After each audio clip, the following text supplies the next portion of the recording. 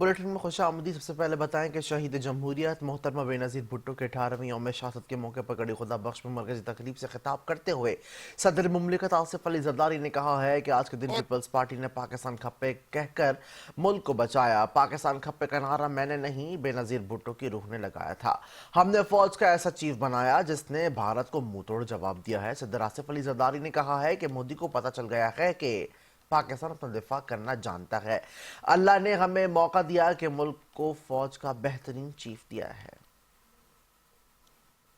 یہ مذاق نہیں ہے۔ پاکستان پاکستان ہے اور ہم مسلمان ہیں اور ہم اپنی دفاع کرنا جانتے ہیں۔ یہ تو شکر کرو ابھی بھی لوگوں نے تمہارا لحاظ کیا ہے، اگر نہیں تو پتہ لگ جاتا ان کو سب، ان کے سارے جہاز گرا سکتے تھے، ہم ان کا وکرم گرا سکتے تھے۔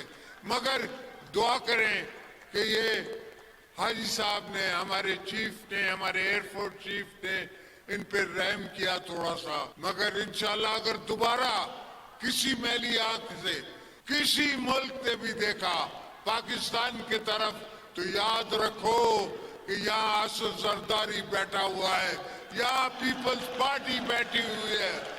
یہ سب ہم جنگ کے میدان کے لیے خود تیار ہیں، ہم خود ہتھیار لے کے لڑنے کے لیے تیار ہیں، ہم اپنی جانوں کی قربانی دینے کے لیے تیار ہیں۔ تو یہ بھول جاؤ کہ روٹی ہوگی گولی ہوگی، روٹی ہوگی گولی ہوگی، ہم گولیاں ماریں گے، تم کیا گولی مارو گے؟ اور تم نے دیکھا کہ 4 دن تمہاری ٹانگیں نہیں کھڑی ہو سکی، 4 دن تم جنگ نہ کر سکے۔